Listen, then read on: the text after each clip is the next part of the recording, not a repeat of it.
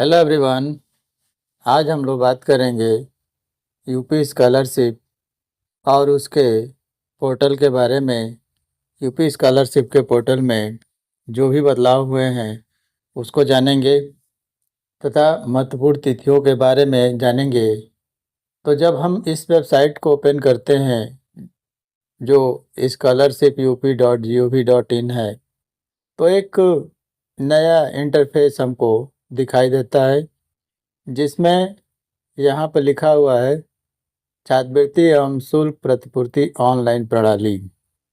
इसमें scholarship and fee reimbursement online system लिखा हुआ है और एक पॉपअप यहाँ पर डायलॉग बॉक्स ओपन है जिसमें दिया गया है महत्वपूर्ण तिथियाँ 2025 और 26 की महत्वपूर्ण तिथियाँ, जिसमें पूर्व दसम 10 और 9 और 10 जिसको प्री मैट्रिक, दसमोत्तर पोस्ट मैट्रिक 11 और 12 के लिए यहाँ पर क्लिक करें और ये ओपन हुआ है दसमोत्तर 11-12 के अतिरिक्त।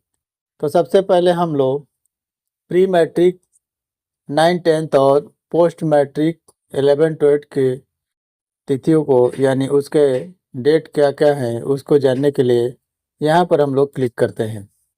अब यहाँ पर क्लिक करने पर pre matric 9th and 10th और दसमोत्तर यानी पोस्ट मैट्रिक 11th और 12th के लिए यहाँ पर तिथि दी गई है।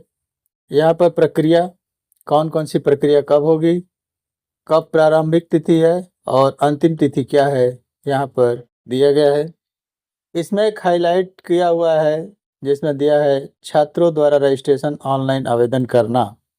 यह जो है 2 जुलाई 2025 से शुरू हो चुका है और कब तक चलेगा, 30 अक्टूबर 2025 तक। यहाँ पर प्रिंट आउट अगले दिन से ओपन हो जाएगा, निकलने लगेगा। अब इसको स्क्रॉल करके हम नीचे पूरा देख सकते हैं कि क्या क्या यहाँ पर कब कब क्या डेट यहाँ पर शो हो रहा है। तो ये हो गया प्री मैट्रिक 9th और 10th और पोस्ट मैट्रिक 11-12।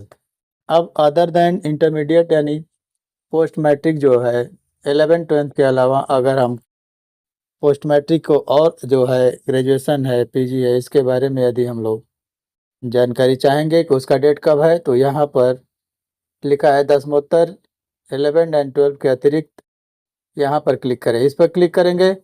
अब दसमोत्तर यानी post matric other than intermediate यानी 11th एंड 12 के अलावा यहाँ पर जो भी कोर्स हैं, डिप्लोमा है, आईटीआई है या डिग्री है, एमए है, बीएड, कुछ भी किसी भी प्रकार का अगर आप कोर्स कर रहे हैं तो आप का डेट यहाँ पर दिया हुआ है।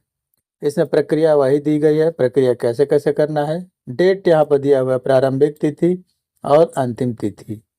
आप नीचे जब स्क्रॉल करके आते हैं तो यहाँ पर दिया हुआ है छात्र द्वारा रजिस्ट्रेशन आवेदन, यह 10 जुलाई से शुरू हो चुका है और 20 यानी 20 दिसंबर तक यह चलेगा। नीचे की तरफ स्क्रॉल करते हुए आएंगे तो देखेंगे कि कब तक क्या क्या कौन कौन सी चीज़ों को हमको करना है। यानी प्री मैट्रिक और पोस्ट मैट्रिक का पूरा शेड्यूल स्कॉलरशिप की वेबसाइट पर लोड हो चुका है। प्री मैट्रिक 9th और 12th, पोस्ट मैट्रिक में दो चीज़ें हैं 11 और 12th और अदर देन इंटरमीडिएट यानी अदर देन 11 एंड 12। ये सब हम लोग यहाँ पर देख सकते हैं। आप जो भी डेट देखना चाहेंगे यहाँ पर उस डेट को देख सकते हैं। अब हम लोगों को नहीं देखना है तो इसको मिनिमाइज कर सकते हैं यहाँ से। इसके बाद यहाँ पर लेफ्ट साइड में दिया गया है महत्वपूर्ण जानकारी। महत्वपूर्ण जानकारी इसमें OTR यानी वन टाइम रजिस्ट्रेशन, यहाँ पर वन टाइम रजिस्ट्रेशन दिया हुआ है। इसमें लिखा है शैक्षिक सत्र 2025-26 से उत्तर प्रदेश छात्रवृत्ति पोर्टल पर OTR वन टाइम रजिस्ट्रेशन अनिवार्य हो गया है। यह यहाँ पर शो हो रहा है। अब क्या होगा, अब नीचे भी कुछ दिया हुआ है, लिखा है कृपया सभी छात्र छात्राएं पहले OTR करें, उसके पश्चात ही छात्रवृत्ति के लिए आवेदन कर सकते हैं। यानी जो 2025-26 में रजिस्ट्रेशन करेगा, रजिस्ट्रेशन का दिया हुआ है, इसमें केवल रजिस्ट्रेशन का दिया हुआ है, रिन्यूअल वगैरह का कुछ लिखा नहीं है, हम केवल रजिस्ट्रेशन यहाँ पर पढ़ रहे हैं। यानी जो 2025-26 से उत्तर प्रदेश की छात्रवृत्ति पर OTR जो है आवश्यक हो चुका है। जो भी आप रजिस्ट्रेशन करेंगे, आपको सबसे पहले छात्रवृत्ति भरने से पहले आपको वन टाइम रजिस्ट्रेशन करना होगा, ये यहाँ पर दे दिया है। और यहाँ पर एक बटन भी है, इस बटन पर क्लिक करके हम लोग ये जान सकते हैं कि आगे क्या क्या हुआ है। अब हम लोग इस बटन पर क्लिक करते हैं। जब इस बटन पर क्लिक करेंगे तो क्या ओपन होगा, चलिए हम लोग देखते हैं। यहाँ पर OTR पंजीकरण लिखा हुआ है, इस पर हम लोग क्लिक करते हैं। इस पर क्लिक करने पर कुछ ही सेकंड में एक नया इंटरफेस ओपन हो जाएगा, जिसमें लिखा हुआ है mobile verification eKYC final OTR। यानी OTR रजिस्ट्रेशन के लिए यहाँ पर 3 स्टेप दिए हुए हैं। यहाँ पर मोबाइल वेरिफिकेशन, eKYC और फाइनल OTR, ये चीज़ हम लोग यहाँ पर करते हैं। यहाँ पर 3 स्टेप दिए गए हैं OTR के लिए। अब यहाँ पर दिया हुआ है, देखिए, वर्ग जाति समूह, वर्ग या जाति समूह, मोबाइल नंबर, कैप्चा, ये कुछ ऑप्शन दिए गए हैं। यहाँ पर हम लोग वर्ग में जाते हैं।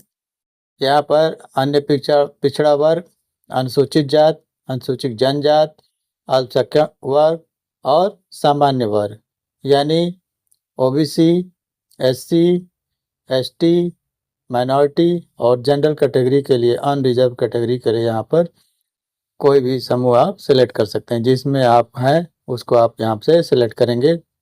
जैसे मैंने कोई भी सिलेक्ट कर लिया यहाँ से।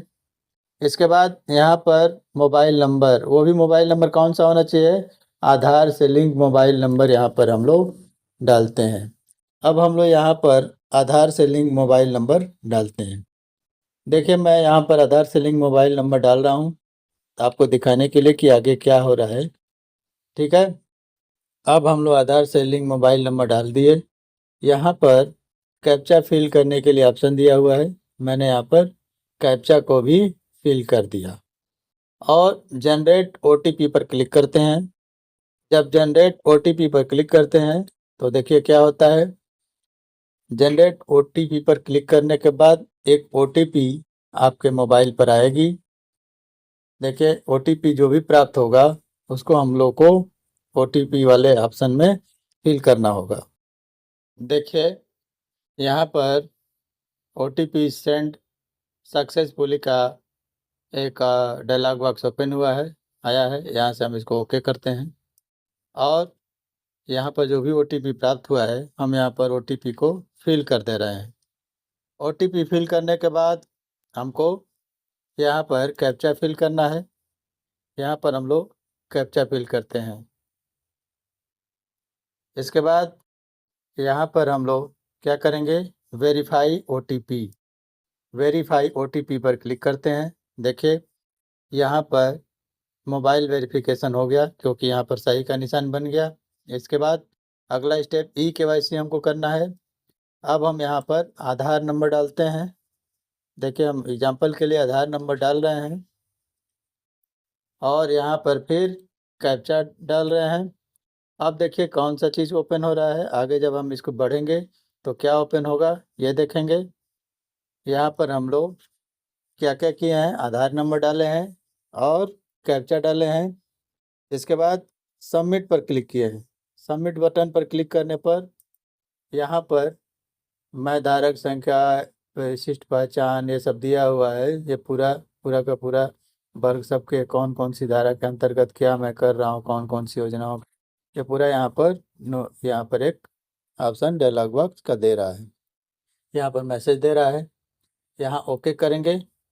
ओके करने के बाद अब देखिए क्या ओपन होता है।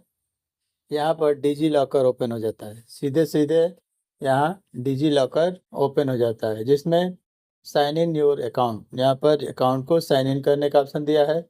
इसमें मोबाइल से आप कर सकते हैं यूज़र नेम से कर सकते हैं यदि यूज़र नेम आपका है, और आप आधार नंबर डालकर और इसका OTP मंगाकर आप इसको कर सकते हैं। देखिए, मैं यहाँ पर आधार नंबर दोबारा इसमें एंटर कर रहा हूँ। आधार नंबर यहाँ पर एंटर करने के बाद नेक्स्ट पर क्लिक करेंगे। नेक्स्ट पर क्लिक करने पर यहाँ पर आधार से जुड़े हुए मोबाइल नंबर पर OTP प्राप्त हो रहा है। अब इस OTP को हम लोग यहाँ पर एंटर कर दे रहे हैं। इस OTP को हम लोग यहाँ पर एंटर कर दे रहे हैं। अब इसके बाद क्या होता है, चलिए देखते हैं।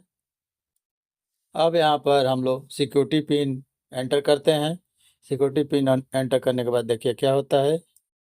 सिक्योरिटी पिन डालने के बाद कंसेंट फॉर्म आता है, जिसको हम लोग अलाउ करके आगे बढ़ते हैं। इसके बाद हमको OTR में जो जो ऑप्शन आता है उसको फिल करते हैं। जब OTR प्राप्त हो जाता है तब हम लोग किसी भी फॉर्म को अप्लाई कर सकते हैं। जैसे हम लोग देखते हैं कि कैसे कहाँ पर OTR एंटर करना है। मान लिया कि स्टूडेंट लॉगिन में हम गए हैं।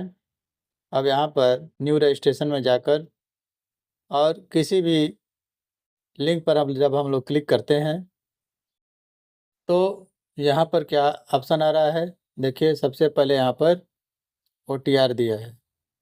क्या दिया है, OTR नंबर यहाँ पर हम लोग डाल सकते हैं, और इसके बाद OTR नंबर डालने के बाद यहाँ पर हम लोग सबमिट करेंगे। और यहाँ पर दो और ऑप्शन दिए गए हैं, दो और लिंक यहाँ पर बनाए गए हैं, OTR रजिस्ट्रेशन, और यदि OTR नंबर आप भूल गए हैं तो OTR नंबर आप प्राप्त कर सकते हैं। यदि आप फॉर्म सबमिट करना चाहते हैं और आपके पास OTR नहीं है, यहाँ पर सबसे पहले OTR नंबर मांग रहा है, तो आप यहाँ से OTR रजिस्ट्रेशन पर क्लिक कर सकते हैं। OTR पर रजिस्ट्रेशन पर क्लिक करके आपको एक डिटेल शो करेगा, one time registration portal, guideline for UP scholarship, mandatory requirement, ज़रूरी है जो 2025-26 में फॉर्म का रजिस्ट्रेशन करना चाह रहा है उसको OTR चाहिए, जिसमें आपको एक्टिव मोबाइल नंबर और आधार चाहिए। इसके 3 स्टेप हैं, मोबाइल नंबर का ऑथेंटिकेशन, आधार का KYC और OTR नंबर जनरेशन। ये तीनों आपको करने के बाद आप फॉर्म को अप्लाई कर सकते हैं। यदि आप सहमत हैं तो यहाँ पर एग्री पर चेक बटन पर क्लिक करके प्रोसीड करेंगे। आपको जो विंडो पहले मैंने दिखाया है वह विंडो शो होगी। इस विंडो में आप लोग जैसे जैसे कई किए हैं हम उसी तरह से कार्य करके आगे बढ़ जाएंगे। यदि आपने OTR का रजिस्ट्रेशन कराया है और आप उसको मिस कर दिए हैं, भूल गए हैं, आपको OTR नहीं पता है, तो यहाँ पर if you forget your OTR number, इस पर क्लिक करेंगे। यहाँ पर एक लिंक होगा, इस पर क्लिक करेंगे।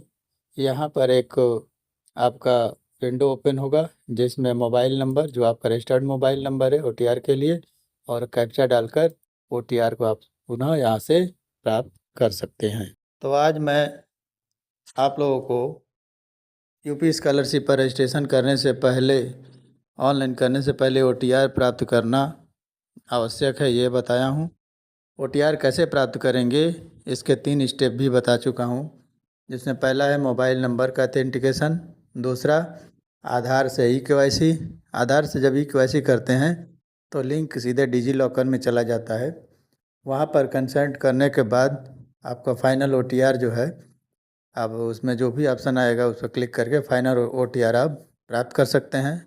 जब फाइनल OTR प्राप्त करेंगे तो आप किसी भी फॉर्म को अप्लाई कर सकते हैं। जब आप न्यू रजिस्ट्रेशन करने जा रहे हैं तो आपके पास OTR नहीं है तो आपको OTR वहाँ पर या तो जनरेट करना पड़ेगा, और यदि आप OTR को भूल चुके हैं, फॉरगेट कर चुके हैं, कहीं पर मिस हो गया है तो आप उसको दोबारा प्राप्त कर सकते हैं। तो आज के वीडियो में मैंने आपको OTR के बारे में, यूपी स्कॉलरशिप के बारे में बताया। वीडियो पसंद आए तो लाइक और शेयर ज़रूर करिए, और इससे संबंधित कोई क्वेश्चन है तो कमेंट करिए, और अभी तक चैनल से जुड़े नहीं हैं तो प्लीज़ सब्सक्राइब कर लीजिए। आज के लिए इतना ही। Thank you.